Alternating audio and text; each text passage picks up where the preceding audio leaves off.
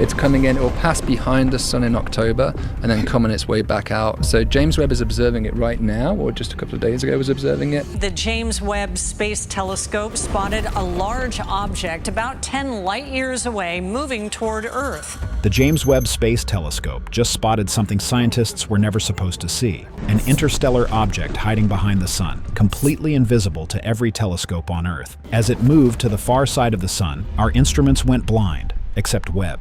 From its vantage point in deep space, it captured infrared data that revealed a chemical signature no one expected, and no one can explain.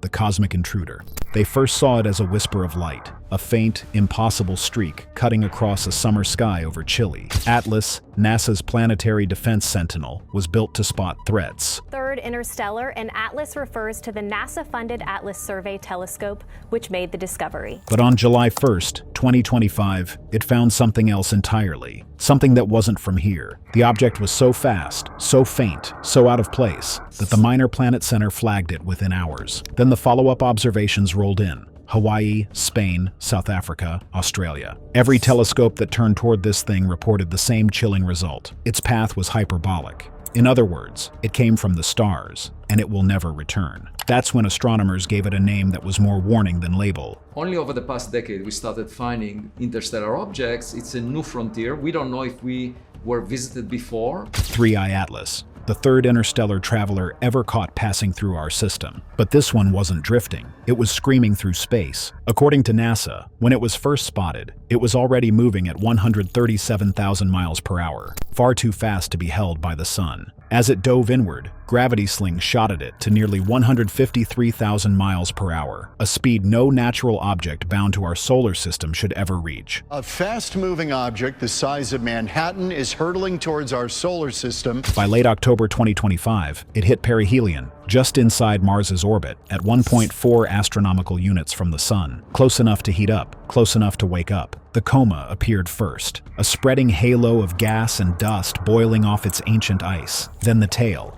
Then the chemical signatures that confirmed what scientists were whispering. This wasn't a dead rock.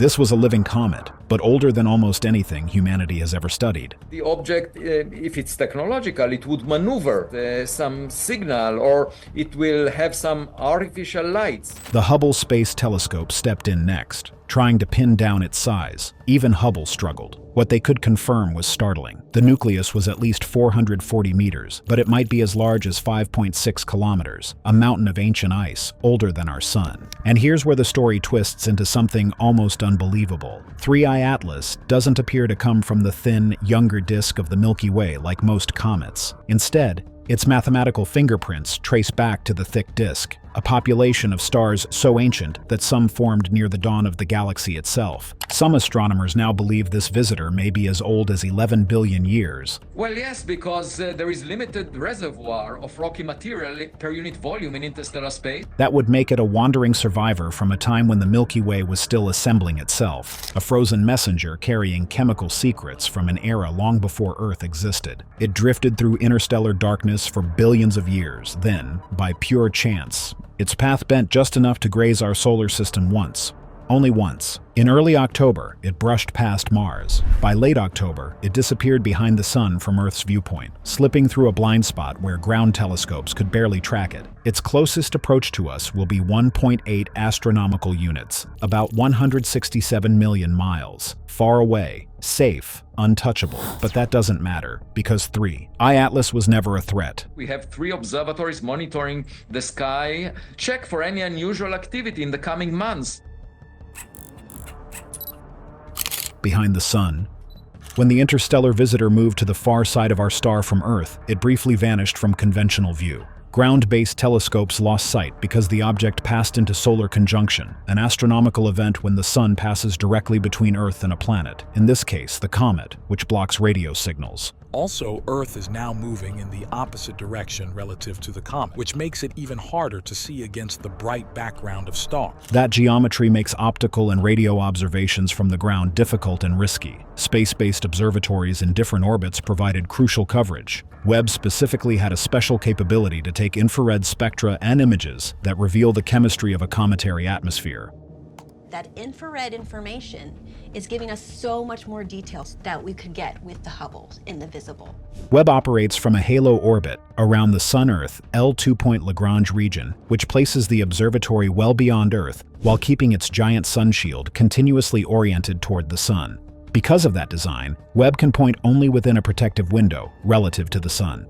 Webb is traveling to the L2 point, 1,000,000 miles away from the Earth. Observers plan Webb observations inside a safe solar elongation zone, roughly from 85 degrees to 135 degrees. Within that window, Webb can stare at faint moving targets and obtain near-infrared spectra with instruments capable of identifying molecular signatures that ordinary telescopes could not pick out at the same signal strength. When radio astronomers worldwide start to come up with this concept for the next big radio telescope. Those technical limits do not prevent Webb from seeing objects that are behind the Sun from Earth, when the geometry places them inside Webb's allowable pointing cone. The timing of Webb's observations mattered. Webb observed the comet in the near-infrared, using its spectrograph on an early August observing sequence. The instrument separated faint spectral lines inside the hazy coma and let scientists read the chemical fingerprints of gases and ices that were sublimating from the visitor. That capability is why Webb was assigned to follow up on this interstellar visitor, even though it was not the brightest object in the sky. The Space Telescope's sensitivity to carbon-based volatiles, and to carbon dioxide in particular, was decisive for revealing what was happening while ground-based telescopes could not. The unexpected came in the spectra themselves. Webb detected an atmosphere dominated by carbon dioxide rather than by water vapor, which is the more typical gas for comets native to our solar system. Webb saw distinct spectral bands that match carbon dioxide along with signs of carbon monoxide and small amounts of water and other sulfur-bearing molecules. The measured ratio of carbon dioxide to water in the coma was among the highest ever recorded for a comet. That chemical imbalance was not an ordinary cometary fingerprint, and it immediately raised questions about the visitor's origin and the processes it had endured on its long voyage. Those spectral results did not appear in isolation. Observations from other space missions confirmed and extended the picture. A separate infrared mapping telescope also registered a large and extended carbon dioxide envelope, visible at wavelengths outside the range of most ground-based instruments.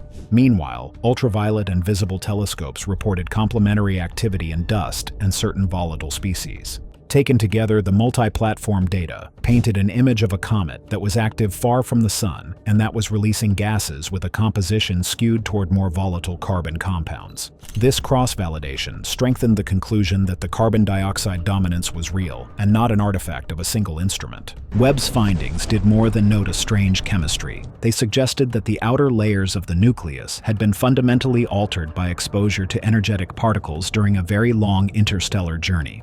Laboratory work and theoretical modeling show that galactic cosmic rays striking the surface of an icy body can convert simple molecules like carbon monoxide into carbon dioxide and generate complex organic residues. The spectral reddening measured in the comet's reflected light and the relative abundances Webb reported match the predictions of such cosmic ray processing. If that interpretation holds, then what Webb saw was not pristine natal material from the comet's birthplace, but rather a weathered shell whose chemistry had been rewritten by billions of years of exposure. Observing the comet while it skirted the Sun posed operational challenges. Webb cannot point arbitrarily close to the solar disk, and mission planners had to schedule observations when the geometry kept the Sun safely out of the telescope's field, but still allowed the comet to lie inside Webb's allowed elongation cone.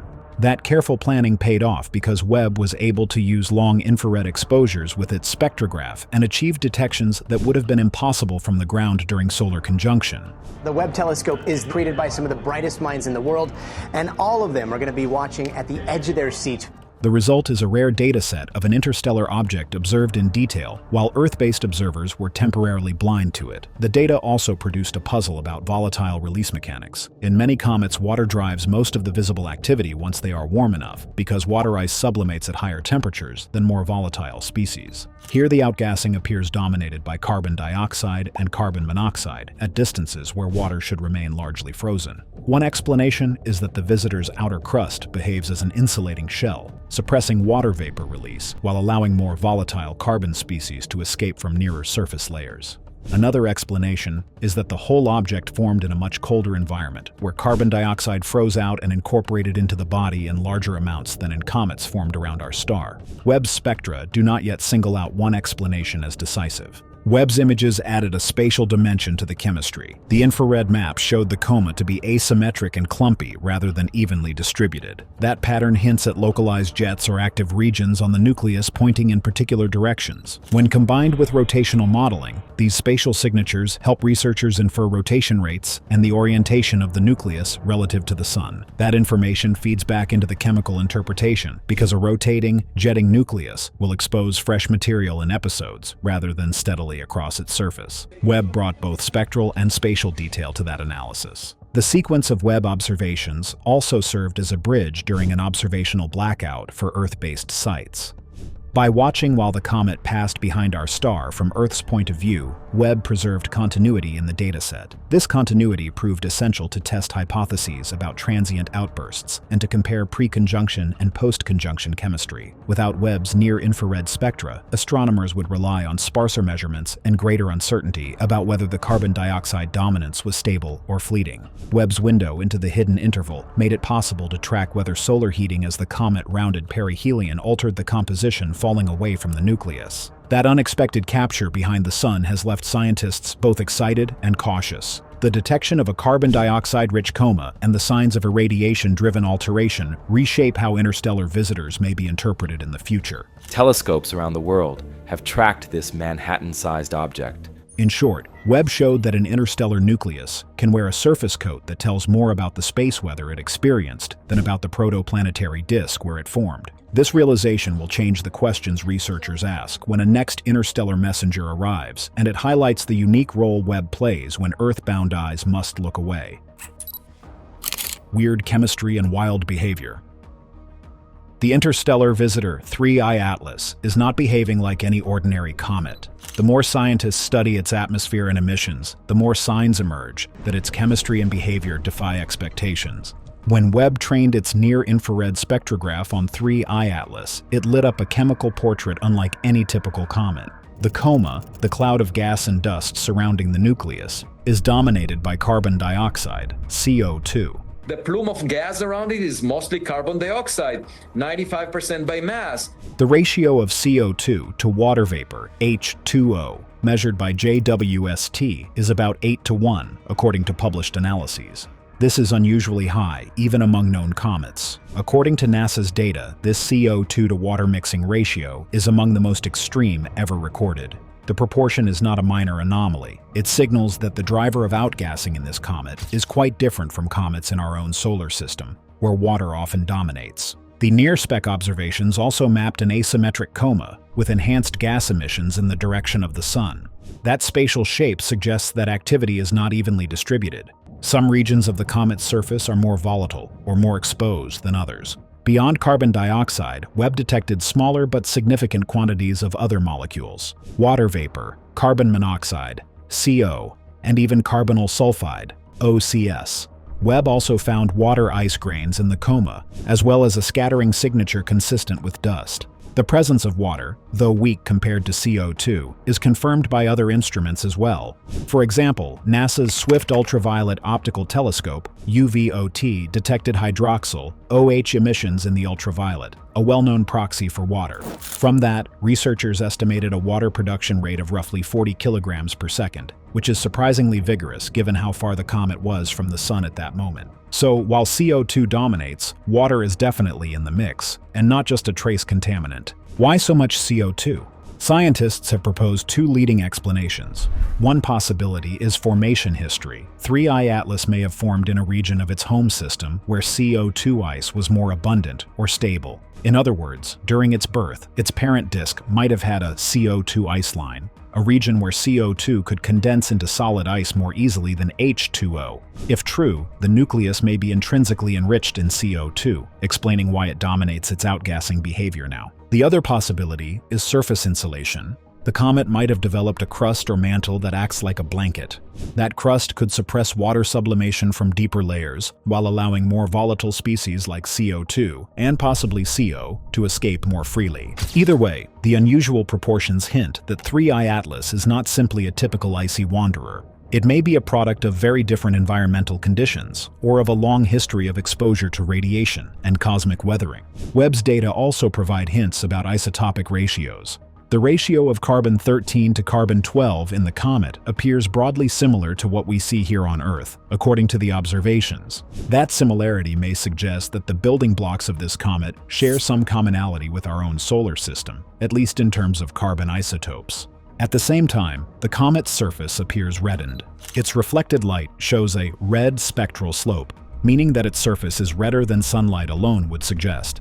That red color is consistent with the idea of a processed, organic-rich crust, potentially formed by long exposure to cosmic rays. That same crust, in turn, may help trap water beneath it, slowing its ability to escape. Beyond chemistry, the behavior of the comet raises puzzles. The spatial maps from Webb reveal asymmetry in the coma, suggesting jets of gas or localized active regions rather than uniform sublimation. Such jets could be caused by surface cracks, fractures, or exposed patches of volatile ices beneath a more insulating crust. The strength and direction of those jets can also help infer the rotation of the nucleus, because active regions rotate in and out of sunlight. Because if it doesn't maneuver around the sun, that would show it's not a natural object, right? Yes, it will be a technological signature, but... By modeling how gas flows change over time, astronomers can constrain how fast the comet spins and how its axis is oriented relative to the sun. Why NASA is scratching its head? What exactly is going on beneath 3I Atlas's surface? How did it acquire such bizarre chemistry? And what can this tell us about where it came from and what cosmic forces reshaped it? The dominant mystery begins with the unexpected chemical signature of the comet's coma. Webb's observations revealed that carbon dioxide, CO2, overwhelms water in the outgassing by a large margin. The ratio of CO2 to water is extremely high, well beyond typical values for comets from our own solar system. This ratio is significant because water is usually the dominant volatile in comets. Its suppression in 3I Atlas challenges conventional theory. The comet also carries other gases, but none appear in proportions that balance out the CO2 dominance. Two main ideas have emerged to explain this anomaly. One posits that the comet formed in a peculiar region of its parent star system, a zone where CO2 ice lines were more favorable, which might have allowed much more CO2 to build up in its core. The other suggests that 3I Atlas has developed a crust, a shell of sorts, that very effectively traps water beneath it. That crust could be insulating enough to let carbon dioxide escape, but prevent water from sublimating at the same rate. Researchers explored water activity on the comet and provided the first clear evidence that it was shedding water. If either explanation is correct, or both are at play, then this comet is not just different in passing, it reflects very different formation or evolutionary processes than those in our solar system. Observations of 3I Atlas also show very unusual polarization behavior in how it reflects sunlight. Polarimetric studies using large telescopes have revealed a very strong negative polarization branch. In simpler terms, the way light bounces off the comet's dust and gas is unlike what is typically seen in comets or asteroids. That suggests that its surface or its coma particles may have very strange textures or compositions, perhaps very fine grains, or perhaps layered in a way that changes how light interacts with them. Moreover, the coma itself appears asymmetric and clumpy based on Webb's imaging. This non-uniformity hints at localized jets. These features, in combination with polarization, suggest that 3I Atlas is not only chemically distinct, but physically complex. The comet has also exhibited unexpected brightening as it moves through its solar encounter. According to NASA's analysis, this increase in brightness was more rapid than models predicted. At the same time, photometry from ground-based telescopes revealed a transition in the comet's color over time. The plume of gas around it is mostly carbon dioxide, 95% by mass, based on the Webb telescope data. Early on, it appeared redder, but later shifted toward more solar-like hues. This could reflect a change in the dominant material in its coma, perhaps from red dust to small icy grains as the comet evolves under solar heating. These shifts could also explain some of the odd tail behavior. For instance, astronomers have reported what appears to be an anti-tail, material streaming toward the sun instead of away from it. Such structures are rare in comets, but when they occur, they challenge our understanding of dust and gas dynamics. All these phenomena combined animate a picture of a comet that does not simply respond uniformly to solar heating.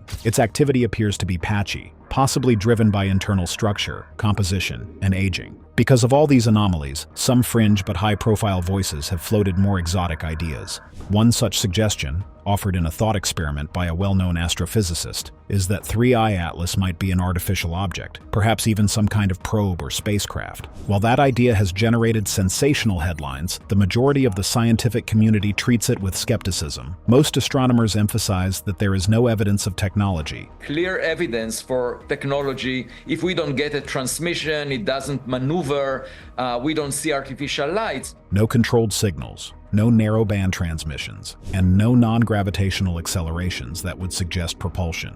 In fact, natural explanations continue to hold strong. The cosmic ray processing hypothesis, the crust idea, the unusual volatile ratio, all of these remain far more plausible in the view of most researchers. NASA and collaborating observatories continue to monitor the comet. NASA will be unveiling new images today of the massive comet hurtling through space and defying the scientific odds, gathering data to test those theories before embracing anything stranger. There are several good reasons why NASA and scientists are treating 3I Atlas as a top priority.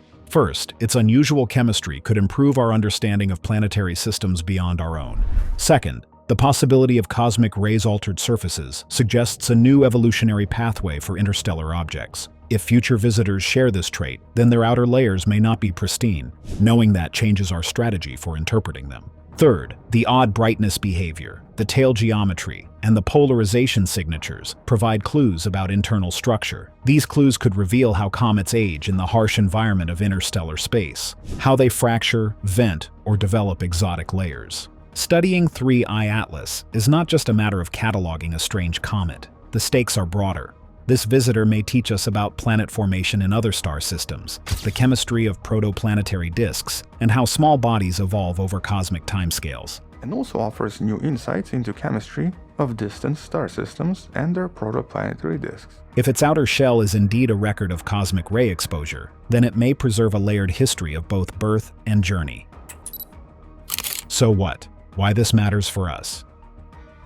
The arrival of 3I Atlas is more than a curious footnote in astronomy. This interstellar visitor is a breakthrough in how we understand the very building blocks of other planetary systems, the evolution of small bodies in the galaxy, and even our place in a dynamic cosmic environment. As a comet from beyond our solar system, 3I Atlas gives scientists a rare, first-hand look at what material from other star systems is made of. Unlike meteorites and comets born here, this object carries the chemical legacy of a different stellar nursery. Its unusual composition, especially the very high carbon dioxide content, suggests that the protoplanetary disk where it formed may have been very different from the one that created our planets. By comparing its makeup to comets from our solar system, researchers can test theories about how planetary systems form under different chemical conditions. If 3I Atlas formed in a low metallicity or ancient star system, its composition might reflect an early era of galaxy history, offering clues about planet formation when the Milky Way was much younger. We actually live in the middle of this disk of gas and dust,